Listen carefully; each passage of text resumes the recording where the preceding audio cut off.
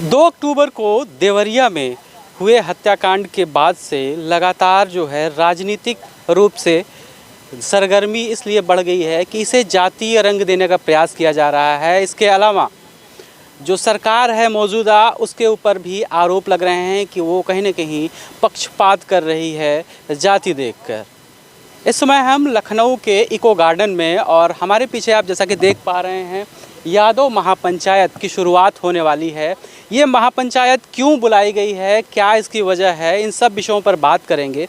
क्या कहेंगे, किस वजह से यादव महापंचायत बुलाने का जो है ज़रूरत पड़ गया?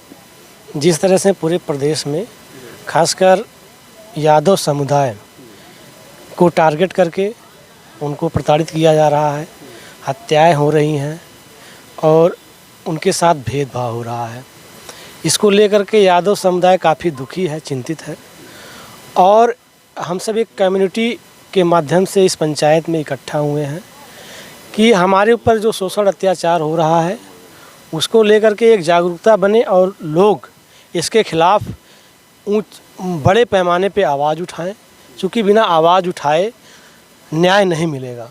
भारत देश जब गुलाम हुआ था, आवाज़ उठाने और संघर्षों के बदौलत ही भारत को आज़ादी मिली थी।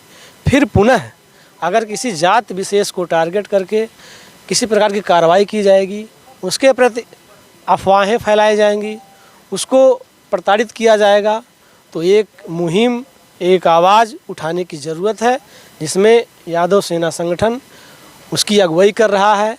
जिस तरह से पिछड़ों के साथ, दलितों के साथ अन्याय हो रहा है, अपराध हो रहा है, लेकिन घटनाएं तमाम हुई हैं हाल ही के समय में, चाहे वो कानपुर का विश्वकर्मा हत्याकांड की बात हो, सुल्तानपुर में डॉक्टर की हत्या हुई, लेकिन जो देवरिया में हुआ उसके बाद से क्या राजनीतिक रूप से उसे क्यों बढ़ावा क्यों दिया गया? क्या आप मानते हैं, क्या और जगहों पे जो हुई घटनाएं हैं उनको जो है तवज्जो नहीं दी जा रही है बजाय देवरिया के? देखिए, आपको अवगत करा दूं, मेरा ये जो संघ का जो एक कार्यक्रम आयोजित है, हमारे जो संघ के पदाधिकारी हैं उनका प्रोफाइल खोलेंगे तो 1.5 साल पहले एक लंबा सा लिस्ट 22-23 लोगों का 6 महीने के अंदर पूरे प्रदेश में एक अभियान चला करके सरकार ने खासकर यादवों की हत्या किया था, जिसके संदर्भ में संगठन ने पूरे भारत में, खासकर उत्तर प्रदेश में इसके खिलाफ आवाज़ उठाया। इसको लेकर के सरकार को बैकफुट होना पड़ा, चूँकि हमारे साथ अन्याय हो रहा है। फिर उसी तरह से हम सब लोग एकजुट हो रहे हैं, हमारे साथ भेदभाव हो रहा है, ना हमें नौकरियों में जगह दी जा रही है, जो हमारे साथ अपराध हो रहा है, ना उसमें हमें न्याय मिल रहा है। इसीलिए हम सब मुखर हैं और सरकार के खिलाफ हम सब आवाज़ उठाएंगे और न्याय लेकर के रहेंगे। क्या कहना चाहेंगे, इस महापंचायत का मेन मोटिव क्या है? मेन मोटिव ये है, जो हमारे पिछड़े दलित और शोषित हैं उनके ऊपर जो अत्याचार हो रहा है, इसके संदर्भ में हमारे यादव सेना संगठन ने एक आयोजक रखा है, जिसमें तमाम संगठन के लोग इसमें भागीदारी अपना रहे हैं। और ये जो सरकार है मौजूदा में, वर्तमान में, ये काफ़ी तरह जात पात भेदभाव कर रही है। हम लोग जो यादव समुदाय के लोग हैं काफ़ी दुखी हैं, और कहीं भी चाहे थाना हो, चाहे प्रशासन, चाहे राजस्व विभाग हो, चाहे ज़मीन का मामला हो, नौकरी हो, हर जगह जात पूछ कर ही कार्रवाई सरकार कर रही है। यादव को सबसे ज़्यादा टारगेट बना रही है। और सबसे बड़ी बात तो यह है सरकार में कि जात पात की सबसे बड़ी भेदभाव है। इसलिए हम लोग एक संगठित होकर हम लोग सरकार के खिलाफ आवाज़ उठाना चाहते हैं और उनको ईंट का जवाब पत्थर से देना चाहते हैं। इसी के संदर्भ में हमारे राष्ट्रीय अध्यक्ष यादव सेना के शिव कुमार यादव जी के नेतृत्व में एक बहुत बड़ा ये महापंचायत बुलाया गया है, जो यादव सेना के पदाधिकारी और ये तमाम जो हमारे इसमें भागीदारी चाह रहे हैं संगठन के लोग हैं, इनके राष्ट्रीय अध्यक्ष, प्रदेश अध्यक्ष सभी लोग आ रहे हैं, दूर दराज से, हर राज्य से भी आए हैं, मुंबई से भी कुछ लोग आए हैं, पूना से आए हैं, दिल्ली से आए हैं। से सारे लोग एकत्रित होकर हम लोग एक आवाज़ बनाकर और सरकार को जवाब देंगे कि ये जात पात भेदभाव और नौकरियों में हर जगह सही रूप से हम लोग को भी गलत जगह मिले, और हमारी जो ये जाति और पात की सबसे ज़्यादा लड़ाई हो रही है देवरिया में, सबसे ज़्यादा जात पात माननीय मुख्यमंत्री जी ने स्वयं किए, वो आज इस प्रदेश के बड़े राजधर्म उनको पालन करना चाहिए। लेकिन उन्होंने एक कहना है कि मुलाकात एक पक्ष के परिवार से उन्होंने किया, दूसरे पक्ष के परिवार से नहीं किया, ये आरोप है। जी जी, दोनों परिवारों से मिलना चाहिए उनको, क्योंकि अभी वर्तमान में पूर्व मुख्यमंत्री अखिलेश यादव जी गए तो उसमें कुछ नेताओं ने कला सलम त्रिपाठी की जैसे लोगों ने कावला जो ये श्रद्धांजलि सभा की है, हमारे राष्ट्रीय अध्यक्ष दोनों से मिलने गए, लेकिन कुछ नेताओं ने कावला उसमें उनको हटा दिए वहाँ से। राष्ट्रीय अध्यक्ष जी अखिलेश यादव जी तो दोनों लोग परिवारों से मिले, उनके घर गए, श्रद्धांजलि सभा दी है। हमारे राष्ट्रीय अध्यक्ष जी कभी भेदभाव नहीं करते, हमारे संगठन के लोग, हमारे जाति में भी भेदभाव नहीं कोई करता है, लेकिन ये जो मौजूदा में सरकार है ये भेदभाव काफ़ी कर रही है। इसी के सिलसिले में हमारे लोग का बैठक हो रही है महापंचायत यादव सेना। क्या नाम है आपका? डॉक्टर दिनेश यादव, दिल्ली प्रदेश अध्यक्ष हैं यादव सेना का, और संगठन में काफ़ी विस्तृत रूप से वहाँ काम करते हैं। और ये महापंचायत का जब न्योता मिला हमें तो हमें लगा कि हमें वहाँ जाना चाहिए, और हमारे जितने पिछड़े वर्ग के लोग हैं जो परेशान हो गए इन सरकार से, सरकार इतनी अत्याचार कर रही है, इतनी अत्याचार कर रही है। हम लोग तो दिल्ली में बैठे हैं, दिल्ली में बैठ के देख रहे हैं, डेली देख रहे हैं कि आए दिन जितने भी यादवों पर ही क्यों ऐसी घटनाएं घट रही हैं।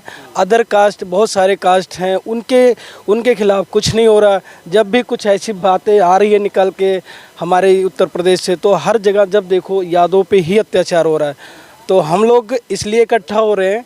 ये क्या कहना चाह रहे हैं कि जातिवादी सरकार है? बिल्कुल जातिवादी सरकार है, जातिवादी सरकार बिल्कुल है, हम इसको मानते हैं पूर्णतया। हम इसको बता देना चाहते हैं, ये सरकारें जितनी भी हैं जो यहाँ के काम कर रही हैं, काम करने का इनका जो तौर तरीका है, सारा का सारा यादों पे डिबेट कर रहे हैं, यादों पे ही भड़ास निकाल रहे हैं।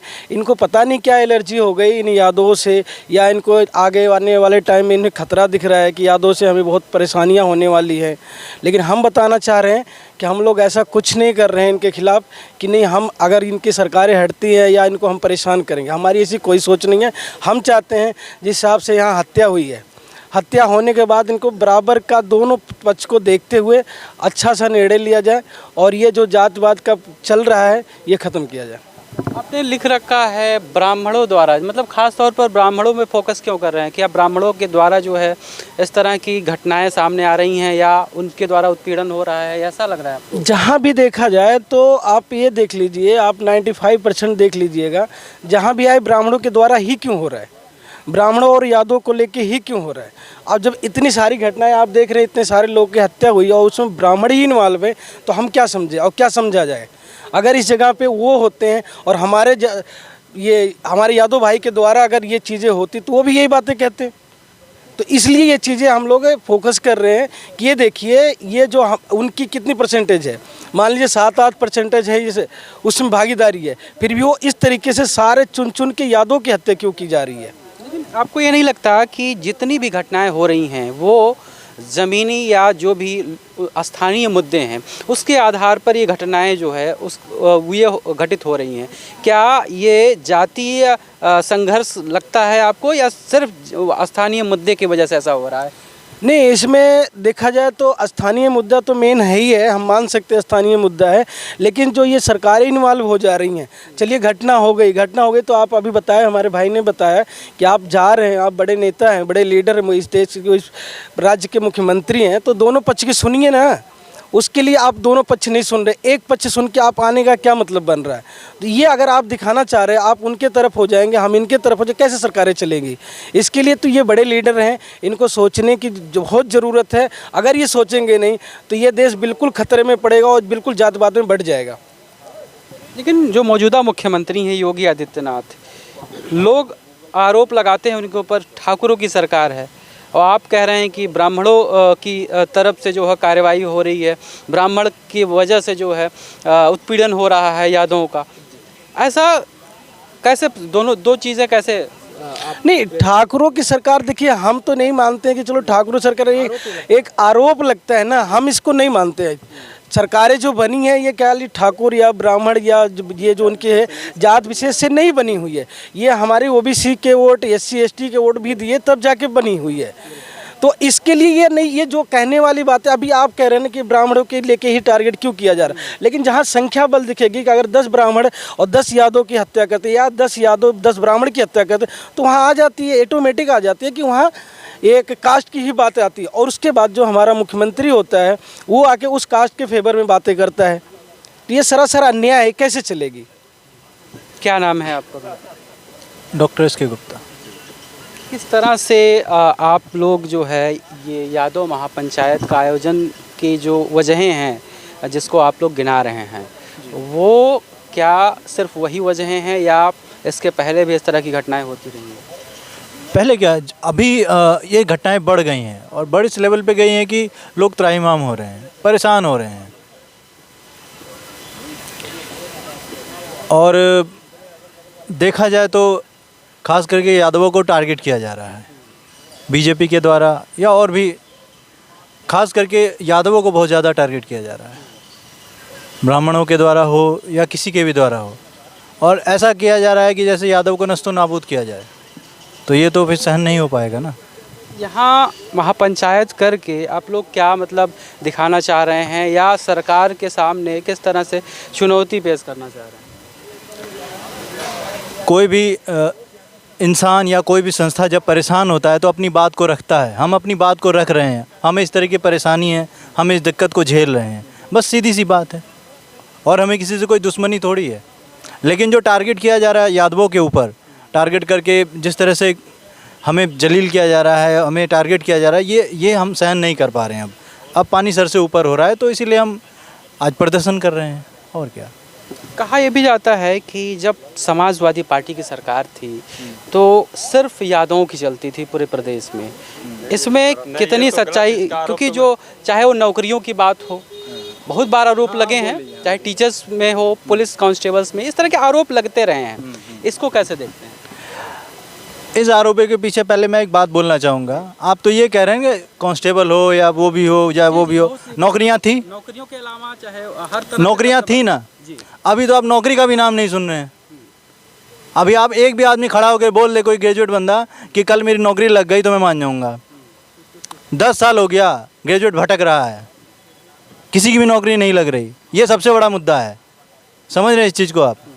यादवों को तो टारगेट किया जा रहा है, पहले भी किया जा रहा था, अब भी किया जा रहा है। सरकार थी यादव की, तो आप मुझे खुद बता दीजिए क्या उस टाइम खुशहाली नहीं थी? और अभी महंगाई का लेवल देख लीजिए आप, या कोई भी मुद्दा देख लीजिए, तेल कहाँ से कहाँ चला गया, पेट्रोल कहाँ से कहाँ चला गया। लेकिन इस पर कोई बात नहीं करेगा, यादवों को टारगेट करेंगे कि यादव के राज में ऐसे होता था, वैसे होता था। ये नहीं देखते तो उस टाइम महंगाई क्या थी, सुविधाएं क्या मिल रही थी, आज जहाँ खड़े हैं ये किसकी देन है ना। ये बहुत सारी बातें हैं। और वो अभी जो कर रही है सरकार, वो क्या कर रही है? यही तो मुद्दा है ना कि अगर इतने सारे काम तोड़ने का, भटकाने का, मैं वही पूछ रहा हूँ कि अगर इतने सारे काम जनता के हित में, जनता के लिए मौजूदा उस समय की सरकार ने, सपा सरकार ने किया था, तो आम जो जनता है चुनाव के समय बेदखल क्यों कर दिया, नई सरकार क्यों बना दी? अब ये तो चुनाव आयोग का काम है ना, किस तरह से क्या करता है, नहीं करता है। जनता ने क्या किया? जनता ने जो जनता को लगा, जुमलेबाजी करके जो जिस तरह से सरकार को लाए, वो सरकार में बीजेपी जिस तरह से आई, और उसके बाद एक भी काम पूरा नहीं कर रहे हैं। और यहाँ पे क्या है ना, राजनीति को बस दूसरी बार है, 17 में आई, 17 के बाद 22 में भी आ गए। राजनीति को बहुत बुरी तरह से तोड़ा जा रहा है। जैसे कि अभी क्या है कि आप ब्राह्मण हैं तो ब्राह्मण को ब्राह्मण से तोड़ा जाता है, आप यादव हैं तो यादव को यादव से तोड़ा जाता है, और जातिवाद करके आपको तोड़ मरोड़ के वो अपनी सत्ता बनाते हैं, अपनी सरकार चलाते हैं। बस सीधी सी बात है। जनता इन बातों को क्या समझ नहीं पा रही है, या समझना नहीं चाह रही है, या विपक्ष समझा नहीं पा रहा है? जनता तो बखूबी समझ रही है, बट यहाँ वोट की राजनीति है ना। आपको पक्ष को तोड़ दिया जाता है, आपको अंदर से ही काट दिया जाता है। अब ये इंटरनली बातें हैं, मैं कितना खोल के बताऊँ आपको? कुछ तो खोल के बता दीजिए। आपने जो आरोप लगाया समाजवादी पार्टी में कि यादवों की सरकार थी तो यादवों का चलता था, मैं आपसे एक बात कहना चाहता हूं। आप बहुत बड़े कलाकार हैं, मैं आपका स्वागत करता हूं। मैं लिस्ट आप 2012 से जो 17 तक की सरकार थी समाजवादी पार्टी में, इसको कोई भी इसका मौजूद में जो सरकार थी जब समाजवादी पार्टी की, तो कितने ब्राह्मण और कितने ठाकुर, सबसे ज़्यादा तो ब्राह्मण और ठाकुर ही मंत्री हुआ करते थे, यादव मंत्री तो कम हुआ करते थे। ये चीज़ मैं आपको बताना चाहता हूँ। आप इसको पुराने काल जाकर 2012 से 17 के बीच का पूर्व में कितने मंत्री ठाकुर बने, तो कैसे यादों की सरकार हो गई, कैसे अखिलेश यादव पक्षपात करते थे यादव। मैं आपसे सवाल करना चाहता हूँ, ये आप देख लीजिएगा, सबसे ज़्यादा आपको यादव के बाद ब्राह्मण और ठाकुर ही आपको मंत्री मिलेंगे, जो पूर्व मंत्री लगा कर इसमें घूम रहे हैं, जो समाजवादी पार्टी में बड़े लीडर हैं। और ये भी नहीं है कि अखिलेश यादव जातिवादी हैं, अखिलेश यादव कहीं जातिवादी नहीं, क्योंकि उनके पास ब्राह्मण और ठाकुर की मिला के सबसे ज़्यादा संख्या काला मंत्रियों की थी। उनके आगे पीछे चलने वाले आपको नाम गिना दूँ, बहुत मनोज पांडे जी हैं काला, उसके बाद ये आनंद भदौरिया थे, उदयवीर सिंह थे, ऐसे ऐसे काफ़ी लोग हैं। तो कैसे यादव की सरकार थी तो यादव जातिवादी हो गया। जैसे 2024 में लोकसभा चुनाव है, उसके पहले पीडीए बना समाजवादी पार्टी की तरफ से, इंडिया गठबंधन बना एक ग्रैंड लेवल पे, तमाम पार्टियां उसमें सम्मिलित हुई।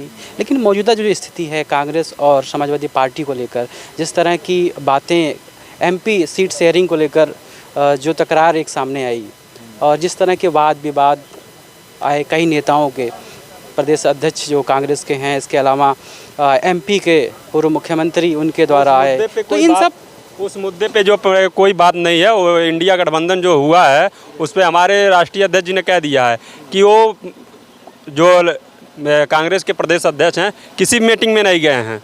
जो भी बेंगलुरु में हुआ, मुंबई में हुआ, पटना में जो भी हुआ, तो उनका कोई भागीदारी वहाँ नहीं था। बड़े लीडर वहाँ वो तय करेंगे।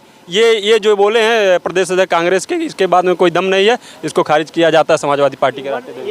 ये कहना चाहूँगा, मीडिया में अक्सर यही होता है कि जनता का मुद्दा क्या है, जनता किस लिए पीड़ित है, कौन सा वर्ग, कौन सा समुदाय किस लिए परेशान है, उस मुद्दे पे बहस ना करके दूसरे मुद्दे की तरफ डाइवर्ट किया जाता है। पक्षपात तो सरकार ही कर रही है। माननीय मुख्यमंत्री जी ने खुद ही कहा था, उस देवरिया घटना को नहीं जोड़ना चाहूँगा, लेकिन जो माननीय मुख्यमंत्री जी का जो बयान है उस पर मैं कहना चाहूँगा। माननीय मुख्यमंत्री जी ने खुद ही कहा है, उसका वीडियो भी है, मीडिया में चला भी है, कि आपके गाल पे कोई एक चाटा मार देगा तो आप क्या करेंगे। सिखाया तो उन्होंने ही है ना, सिखाया तो उन्होंने है कि आपको करना क्या है। अधिकार की बात, आदेश तो उन्हीं का है ना। जैसे उन्होंने कहा कि मतलब पूरे उत्तर प्रदेश में लॉकडाउन रहेगा, बंद रहेंगी दुकानें, बंद रहेंगी, सभी लोगों ने माना। प्रधानमंत्री जी ने कहा कि घंटी बजाओ वगैरह, अपना तमाम चीज़ कोरोना में माना। तो अगर कोई समुदाय माननीय मुख्यमंत्री जी के उस दिशा निर्देश को, उसके विचारों को, अगर वो उसके साथ गलत हो रहा है, अगर उसका उपयोग समय पे कर रहा है, तो उसको गलती या फिर दोषीदार नहीं मानना चाहिए। उनके अनुसार जिस तरह के तर्क वो दे रहे थे। और दूसरी बात, जो वहाँ देवरिया की घटना को जो आप उस पर फोकस ला रहे हैं, उस पर मैं कहना चाहूँगा कि जो वहाँ के जो विधायक हैं सलम मणि त्रिपाठी जी, वो जो विधायक हैं, उनकी इतनी गंदी सोच है, पूरे भारत के यादव, केवल देवरिया के नहीं, पूरे भारत के यादव माननीय प्रधानमंत्री जी के खिलाफ, मुख्यमंत्री जी के खिलाफ और उस चिरकुट विधायक के खिलाफ पूरे भारत के यादव पूरे दलित पिछड़े उसके खिलाफ आक्रोश में हैं। उसका जवाब आने वाले चुनाव में उसको देंगे, और हम इसका जवाब, जो हमारे साथ अन्याय हो रहा है, इसका जवाब हम वोट से देंगे और पूर्ण रूप से इस सरकार को उखाड़ फेंकेगा यादव, पिछड़ा, दलित, अल्पसंख्यक उखाड़ फेंकेगा इस सरकार को। ये कहना चाहूँगा। भाई साहब, आप क्या कहना चाहेंगे? इतनी बड़ी महापंचायत होने जा रही है, क्या कुछ जो है मन में है, और क्या कुछ समस्याएं हैं आप लोगों की जिसकी वजह से आप लोग? सबसे पहले आपके चैनल को बहुत बहुत धन्यवाद। ये देखिए, जो देवरिया का कांड हुआ है, हत्या, जो दुबे परिवार के भी लोग मारे गए, प्रेम यादव को भी मारे गए, जबकि सबसे पहले हत्या प्रेम यादव की हुई है, जबकि न्याय दोनों पक्ष को मिलना चाहिए।